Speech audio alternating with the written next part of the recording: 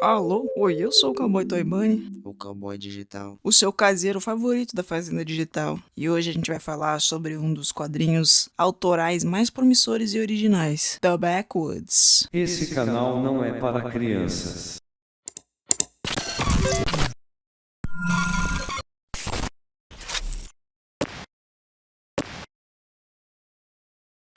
Atenção para os avisos de gatilho na tela, atenção, olha aí, atenção, atenção. No nicho My Little Pony da gringa sempre tiveram muitos canais que no auge de My Little Pony postavam artes inspiradas em creepypasta, speed paints e tal. Inclusive no vídeo de Apple Wise eu entrei um pouco nesse assunto. Mas tem canais que até hoje ainda conseguem florescer nesse nicho. E hoje nós vamos conhecer um dos trabalhos do canal Sinclair Dugor, eu amo esse nome, que é o quadrinho Backwoods, que por falta de tradução melhor a gente vai chamar de O Fundão. Eu tô começando a editar esse vídeo muito atrasado por conta de problemas pessoais, mas se vocês estão vendo é porque eu consegui postar na hora certa. Se vocês estão vendo no domingo eu não consegui. E eu encorajo fortemente que vocês vão lá nas redes de Sinclair para ver a sua arte de perto. Porque eu vou aqui resumir a história, mas não vou passar quadro por quadro, porque eu não acho isso muito legal. O objetivo aqui é contar um pouco da história para vocês, fazer especulações e ajudar na divulgação da arte. E também ajudar vocês a entenderem porque a AF tá em inglês, fala português alienígena. Outra coisa, esse quadrinho está numa linguagem de história de quadrinho, então eu vou ser bem solto no texto aqui, tomando alguma liberdade para resumir a história melhor. Inclusive, deixem aí nos comentários se tem mais alguma coisa de My Little Pony em inglês que vocês gostam muito e querem ver traduzido aqui. Mas antes, dá uma checadinha na playlist de My Little Pony, porque às vezes vocês pedem vídeos que eu já tenho feito. Não tem problema pedir vídeos que eu já tenho feito, porque eu acho muito satisfatório dizer "Ai, já tenho". Episódio 1. O trabalho. O rancho da Maçã Doce é a maior exportadora de maçãs. E a vovó Smith decidiu reabrir alguns acres que estavam inutilizados para melhorar ainda mais a produção. A avó chama aquela área de fundão, as áreas do fundo das terras férteis, que já estavam abandonadas há uns 10 anos. Então, inicialmente, ela envia Applejack e Big Mac para darem uma olhada em como estava a situação das terras. Parecia uma tarefa bem corriqueira, mas essa jornada estava bem distante de ser corriqueira apenas. A vovó diz para eles voltarem antes do jantar. E lá vão eles, AJ e Big Mac, pelo caminho. A AJ até sugere apostar a corrida para chegar lá antes, mas o Big Mac não estava muito afim. Assim que eles chegam, Applejack observa que a propriedade é bem perto da floresta, e isso é um pouco estranho. Caminhando por um caminho estreito, todo o ar parecia ser sugado dos seus pulmões. 10 anos de crescimento sem ninguém para tomar conta dessas terras acabou fazendo com que nenhum traço de sol consiga passar pelas árvores. Eu e Big Mac ficamos em silêncio, esperando silenciosamente que um de nós fosse o primeiro a ir para frente. De repente, o Big Mac parece sentir alguma coisa. A irmã nota seu desconforto e pergunta o que aconteceu. Mas o Big Mac só estava muito assustado com a escuridão escura da floresta. Fazendo uma avaliação do local, AJ logo nota que eles vão ter que cortar a superpopulação de árvores, e algumas delas não pareciam nem estar muito bem. Algumas dessas árvores nem são macieira, parece bétula, deve de ser importada. Com certeza elas não são daqui, então tudo retorcida. Vai ser complicado para tirar. Munida de uma lanterna, AJ resolve seguir o caminho adiante e ver o que encontra. Talvez alguma árvore que esteja melhorzinha, mas o que ela realmente encontrou a deixou completamente chocada. Ela chama o irmão para vir ver do que se trata. Um casebre estava à nossa frente, rangendo suavemente na brisa lenta das árvores. E eu disse, por que de acha isso tá aqui? A avó não falou nada sobre alguém vivendo aqui. Big Mac responde, Uai, não faz sentido. Eu acho que ia se lembrar se algum pônei vivesse aqui. Tem alguma coisa errada. Essa casa do Johnny só pode. Bora indo pra casa antes que alguma coisa pule daí. Você é muito do gato assustado mesmo. Diz AJ tentando ficar fria, mas internamente ela agradeceu a Celestia por estarem indo embora. As árvores que AJ chamou de bétula são árvores nativas do hemisfério norte, não tendo nenhum equivalente aqui no Brasil. É aquela árvore de olhinho, sabe? Da madeira branca do Minecraft.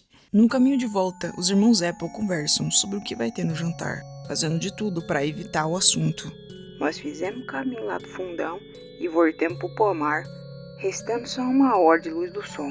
E eu acho que nenhum de nós dois queria falar sobre aquele casebre, já que ninguém falou mais disso até chegarmos em casa. Quando eles finalmente voltam para casa, tudo parecia normal. A vovó balançava na varanda e Apple Bloom desenhava na terra. Apple Bloom ficou muito feliz em ver os irmãos e os recebeu alegremente. A vovó tinha feito chili para o jantar. E durante a refeição, eles conversam sobre os achados do fundão e também sobre ir para a cidade amanhã pegar ferramentas para começar a remover as árvores. AJ até tenta assustar Apple Bloom. E daí nós trombamos com um paiol velho abandonado, podre e assustador. E o Big Mijão ali fez nós voltar correndo pra casa. Apple Bloom diz que ela tá contando lorota. E a AJ explica que não pode estar contando lorota porque ela é o elemento da honestidade. A vovó acorda do cochilo no meio da história e pergunta que paiol é esse do fundão. Por dentro ela pensa: meu Deus, aquilo ainda está lá. A vovó então começa com um papo sério e diz a eles: escutem bem que eu vou falar só uma vez. Nunca cheguem perto do paiol. Não importa o motivo. A vovó me encarou através da sua catarata com frieza. E a base do meu pescoço ficou gelada enquanto eu encarei de volta. Eu conhecia aquela zoiada. Que queria dizer: mais tarde eu conto por vocês quando a Apple Bloom não estiver perto. Depois disso, todos foram para suas camas. E a AJ, mesmo cansada, fez uma lista do que iam precisar. A escrita deixou seus olhos pesados e ela acabou indo dormir. Mas teve um pesadelo que a perturbou durante a noite. Ela estava escondida, tremendo de medo, num lugar desconhecido, até que um casco a alcança. Uai, que lágrimas são essas, pequeno pônei? A AJ, toda catarrenta e pequenininha, responde que tá perdida porque não deu ouvidos à sua mãe. Ai, sinto muito, minha querida, mas eu não vi nenhum pônei aqui além de você. É uma vaquinha simpática, que diz que vai ajudar a AJ a encontrar sua mãe. Ela pergunta pra Pitica onde é que ela viu a mãe por último, mas AJ não sabe dizer. Tudo parece igual na escuridão daquela floresta. Mas ela sabe dizer que mora no rancho da Maçã Doce. E a vaquinha diz que vai ajudá-la a chegar lá rapidinho. Ela tem um sininho no rabo e começa a tilintar enquanto ela anda com AJ. E realmente ela leva Applejack para casa. Mas antes de ir embora, a pequena faz uma pergunta letal. Como a vaquinha conseguiu andar todo aquele caminho de olhos fechados? E a simpática vaquinha responde: as baratas devoraram. Gente, eu não tava esperando esse plot twist mais nem 1 milhão de anos. E uma vaquinha, eu acho que em todos esses vídeos de creepypasta eu nunca vi uma vaquinha em My Little Pony. E ela é muito fofa, mesmo com as baratas. Parte 2. Recrutamento. AJ acorda de seu pesadelo, dizendo que já fazia algum tempo que não pensava nesse ocorrido. Ela disse que antes de seus pais partirem, ela e sua mãe saíram para catar maçãs. E quando acabou se perdendo, ficou muito desapontada com si mesma e sua desobediência. E ela culpou esse acontecimento pela perda de seus pais. Hoje em dia, mais velha, ela já não pensava mais assim. Mas na sua cabecinha infantil fazia sentido se culpar por tudo isso. Ela diz que sua mãe ficou muito irritada quando ela voltou e ela entendeu esse sentimento como vergonha da filha. E quando seus pais foram embora, a vovó ficou muito irritada, dizendo que a mãe de AJ nunca seria uma Apple. No dia seguinte, AJ pega a Apple Bloom fazendo o dever de casa no café da manhã e dá uma bronca nela. Mas Apple Bloom responde que não conseguiu terminar porque ficou distraída com os pesadelos de AJ. Provavelmente ela ficou gritando e se contorcendo a noite toda. Ela não tem mais argumento, né? E acaba só aceitando. Depois leva a neném pra escola e vai pra cidade comprar as ferramentas. E aí, gata, beleza? Diz Rainbow Dash, que vai perguntando o que ela planeja com tanta ferramenta. AJ responde que a vovó quer abrir umas terras lá. Mas você tá fazendo o quê? Eu tava com a Rarity, mas sabe como ela anda esses dias? Tanto faz. Olha, se você não tiver ocupado, você pode vir ajudar eu. As suas áreas aí ajudar por demais. Posso até te pagar em si do que sobrou. O acordo parecia ótimo para Dash, então as duas voltaram juntas pro rancho da Maçã Doce. E AJ explicou o trabalho. fazendo com que a casa do fundão reaparecesse em sua mente. E ela sentiu uma necessidade absurda de falar imediatamente sobre isso. Depois elas preparam umas mochilas e vão fazer o trabalho. A caminho do fundão, Rainbow Dash pergunta se a casa parecia habitada. Uai, eu não sei, mas eu juro pra Celeste que se você pensar em chegar lá perto, Rainbow Dash, a Tonhona vai ficar banida de tomar cidra. É sério, hein? Ai, credo, que gata. Eu nem tava pensando nisso. É sério, Dash. Além da casa ser medonha, também parece perigosa. A fundação pode cair em cima do C. Dash relembra que ela é muito leve e também muito stealth. E logo eles chegam à entrada da floresta. A escuridão deixa Dash espantada. E AJ fala para eles só irem fazer o trabalho logo. Em 10 minutos, eles começam a trabalhar chegando na área onde já tinham começado. Dash acaba se empolgando e fazendo um rombo gigante no chão. Applejack fica preocupada porque no processo ela pode ter acertado alguma árvore saudável. E dá uma bronca na Rainbow, que fica meio paia das ideias.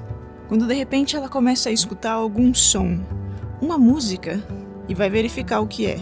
A música vem de um casebre, no meio da floresta.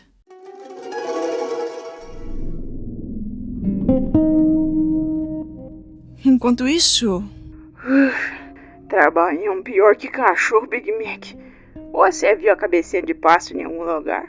Não, pior que não. Ai meu Deus, será que ela encontrou o paiol? Que merda, Big Mac, nós vai ter que buscar ela. Josh. Ok, vamos indo lá. Os irmãos trotaram até lá e assim que chegaram, Dash se taca da janela lá de dentro, escapando, e atinge Applejack. E pra piorar, Rainbow parecia com um ferimento feio em suas pernas. Ô Rainbow, que diacho você tá fazendo aqui? Ei, a sua mãe tinha uma jarra como que o Mark não tinha? Ok, eu só tava querendo ter certeza. Rainbow, o que você viu lá? O que isso tem a ver? Mas Rainbow Dash só balançou a cabeça e foi andando. Ela não tava nada bem. AJ consegue convencê-la a ir pra casa com eles pra cuidar dessa perna. E no caminho...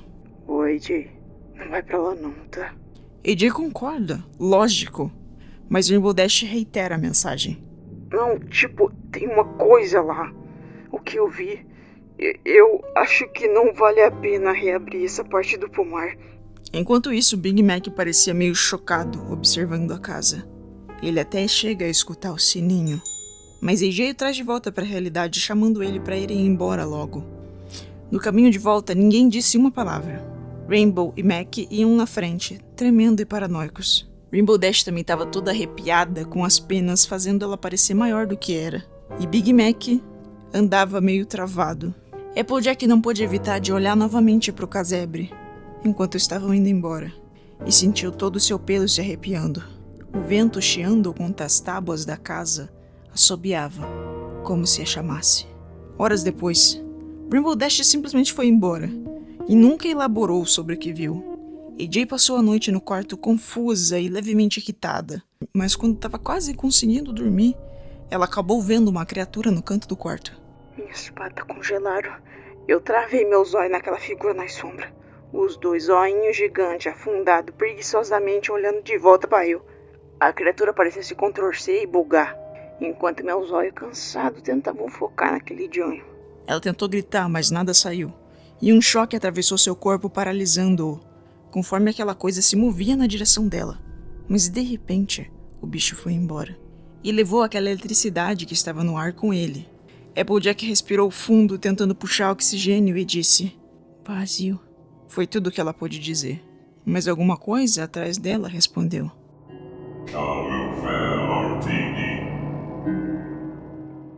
Eu podia sentir meus órgãos lentamente irem para os cascos, enquanto o cheiro de podridão surgia. E não era exagero, não. E realmente acredito que foi o capeta falando comigo aquela noite. Eu nunca vou me esquecer. Na manhã seguinte, Applejack vai até o banheiro e... ela não tá bem, não. Tá, eu tô muito intrigado com a Rainbow Dash. O que será que ela viu? E por que a menção da mãe da AJ assim do nada? Parte 3. As árvores têm olhos. Ela encarou o espelho e a pia soltou um rangido horrível. Ela acabou pressionando o rosto contra o reflexo, Seus pensamentos foram pro fundo do seu cérebro, procurando uma explicação. E ela ouviu o som imaginário dos seus ossos se rompendo. Isso é real. Ela tenta se convencer de que não tem nada acontecendo e vai tomar café da manhã. Lá fora, o tempo estava coberto de nuvens escuras. AJ não queria voltar pro fundão, mas ela não era do tipo que desistia de um trabalho. Pisquei e notei meus arredor. Eu e Big Mac já estávamos na entrada da floresta sem fim, em silêncio, ouvindo a música da antiga floresta. O vento estava forte, balançando as árvores, fazendo elas parecerem vivas, como um grande sistema conectado e inteligente. Mas pensar nelas vivas fazia meu pescoço gelar. Ela diz que imagina que o Big Mac sentiu a mesma coisa. Suas orelhas iam para trás e para frente. Ela fala sobre a sua relação com as árvores. Sempre cuidou muito delas, a sua vida toda, como se fossem filhotes. Mas essas árvores aqui eram bem estranhas. Seus padrões pareciam com olhos, observando seus movimentos. Mas voltavam ao normal se ela olhasse com muita atenção. Isso deixava a AJ confusa e tensa. Eles chegaram até o ponto onde estavam trabalhando e tentaram ignorar o medo para terminar o trabalho. Mas na verdade, lá no fundo, eles só queriam mesmo correr dali. Estavam tão tensos que tentaram jogar a conversa fora. AJ explica que é isso que ela faz quando tá nervosa. Eu espero não estar pisando no seu calo, Big Mac. Mas o que você viu ontem? Parece que te perturbou até agora. Mas nem o Big Mac sabia dizer o que viu. Eu notei um touro ou uma vaca. Pelas árvores tinha algo de errado com aquele touro. Muito de errado. Touro? Ô, Big Mac, eu não sei se tem alguma conexão, mas eu tive um pesadelo noite passada. E sobre esse touro, vaca, era familiar? Credo, pra mim não era não. Tá bom, então, isso me deixou bem assustada, vou te contar. Essa floresta tá mexendo com a minha cabeça. O Rainbow Dash disse pra nós que nós devia parar de trabalhar pra esses lados. Ou você acha que nós devia contar isso pra avó? Eu acho que ia ser o melhor por agora mesmo. Só que... O que foi, Big Mac? Lentamente, Applejack se vira e começa a encarar. Oi, minha Celeste. Mac dá uma cabeçada em AJ tentando empurrá-la, mas a visão realmente... Os apêndices daquela criatura que pareciam se veias se moviam rapidamente e ele se jogou para cima dos dois. Mesmo assim, o centro daquela coisa era violentamente estável e ele travou seus dois olhos nos pôneis assustados. Nossos cascos em curso sobre o solo do fundão, correndo mais e mais naquela quiçaça, sendo cortada por galho de árvore. Nós choramos conforme nós se aproximamos da floresta Everfree. Tava cada vez mais escuro, e sem ter pra onde ir, nós arpamos lá pra dentro. Na entrada de Everfree, eu me virei pra ver se o monstro ainda nos perseguia. E pro meu choque, ele sumiu. Na escuridão gigante entre as árvores, agora não tinha nada em seu lugar. Algo naquela zona de transição o fez sumir. Mas aquilo não fez nós parar de correr, não. Mais tarde, Applejack foi bater na casa de Zecora. Eles acabaram chegando lá. E ela os recebe. Ora, se não é Applejack, minha querida amiga. E o seu grande irmão logo veio em seguida. Tá bom, não pode se esconder aqui. Zecora os abriga em sua casa e pergunta o que houve. Oferece uma mistura refrescante. AJ diz que eles estão tendo um problema com um boi, ou uma vaca, em sua propriedade. Ela descreve a criatura que viram e Zecora diz que talvez saiba de quem estão falando. Ela conta que quando saiu de sua terra natal 10 anos atrás, se viu cercada de estranhos e andando por Everfree, achou ter encontrado uma casinha perfeita. Ela era muito ingênua naquela época, mas mesmo assim notou algo de diferente nas árvores. Gente, olha que lindinha ela com esse cabelinho. A vaquinha se aproxima de Zecora e a assusta.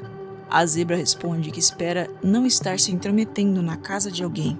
Ela conta que a vaquinha era doce e a ajudou a sair da floresta, para não voltar mais. Com o tempo e experiência, ela descobriu o terrível passado daquela vaquinha, que uma vez teve um marido, um boi temperamental, que agora estava fora de controle. Seus nomes eram Larry e Eve. Eles eram donos daquela casa, afastados para que ninguém se intrometesse em suas vidas, que não eram vidas muito felizes. Cada vez mais o boi ia se tornando odioso, ferindo a sua amada, que ia simplesmente cada vez mais se esvaindo. No entanto, um dia ele passou da conta. Nem podia acreditar que realmente tinha feito isso. mas quando notou que não tinha mais conserto, ele fez o corpo desaparecer para dentro de um poço. Ave Maria. Eu sei. Odeio ter que lhe contar.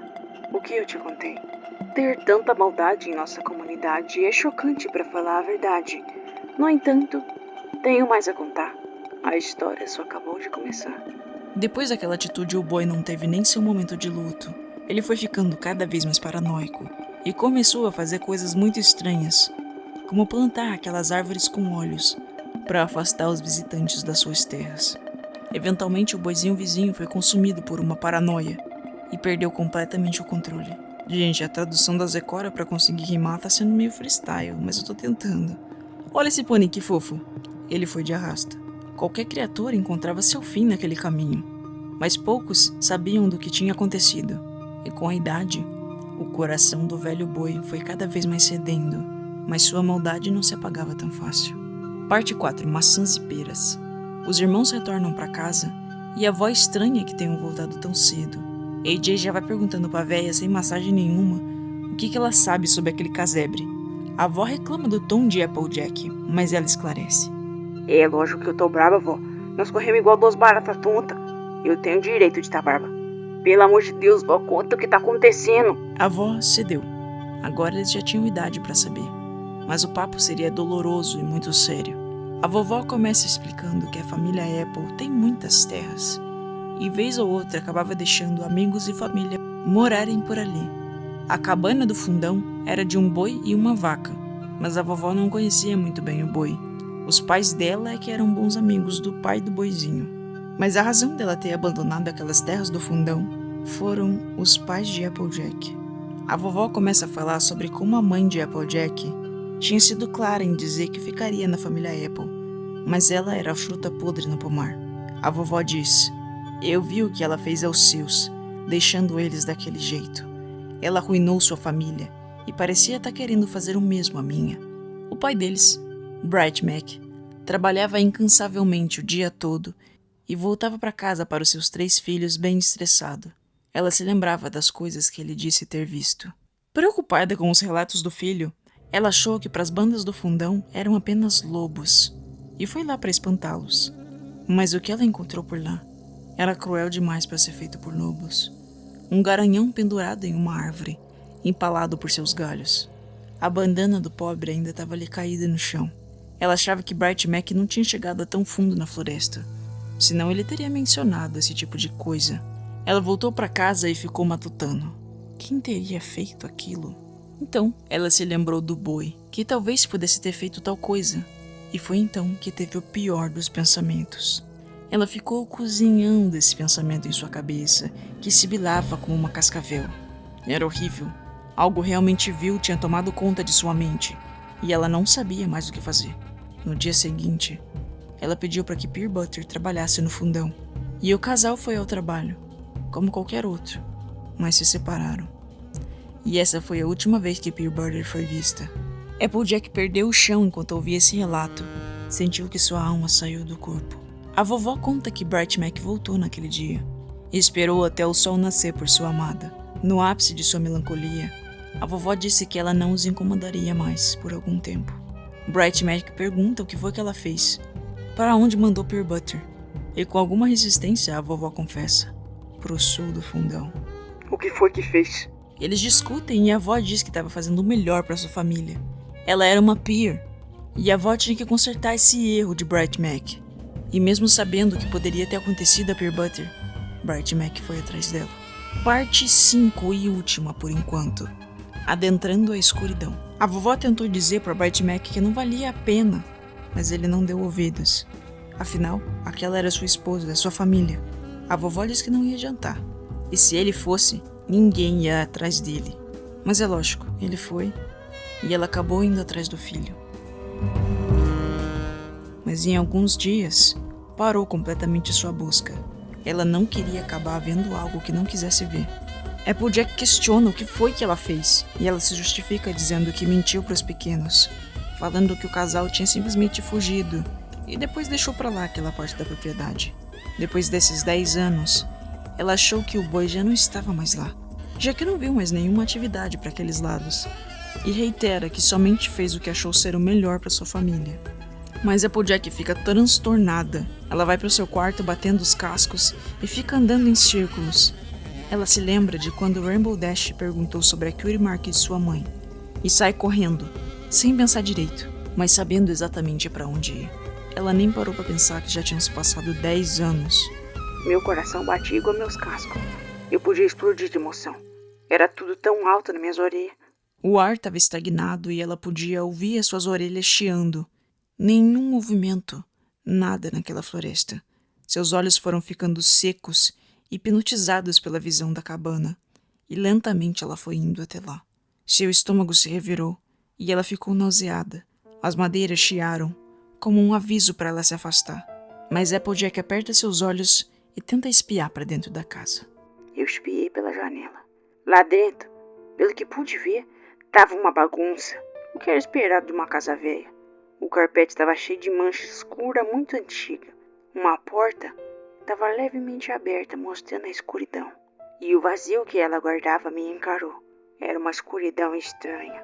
Mas como lá dentro parecia não ter ninguém, ela resolveu entrar. E acabou aqui, gente, nesse puta cliffhanger. Eu não sei quando Sinclair vai postar o próximo episódio, mas parece estar postando regularmente não só essa série, como outras refacções de creepypasta muito legais. Falando sobre a arte de Sinclair, ela é bem gráfica e usa primariamente só preto e branco, com alguns momentos em vermelho para dar intensidade à cena. Eu acho incrível como o traço é versátil. Ele consegue ser tenso, mas também criar uma imagem confortável em outros momentos, que lembra até um pouco do quadrinho de My Little Pony. A história é bastante intrigante também, e eu quero muito saber qual é o desfecho e se o Big Marcus foi atrás da AJ ou não. Porque ela simplesmente saiu da casa em surto, né?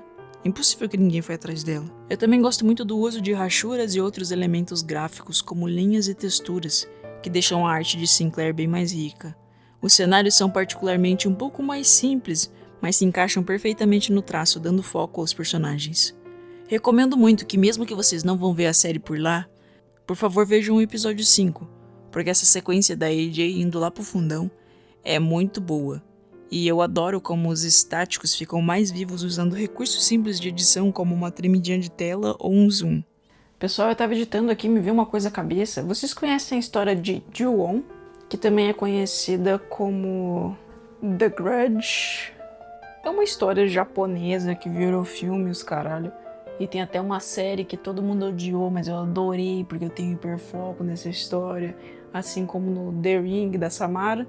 Essa história conta que quando uma pessoa vai de arrasta de forma muito violenta, o seu corpo e os seus remanescentes ficam ali na área que ocorreu e esse bicho fica vagando para sempre ali. Eu acredito que isso pode ter acontecido com o Larry e com a Eve.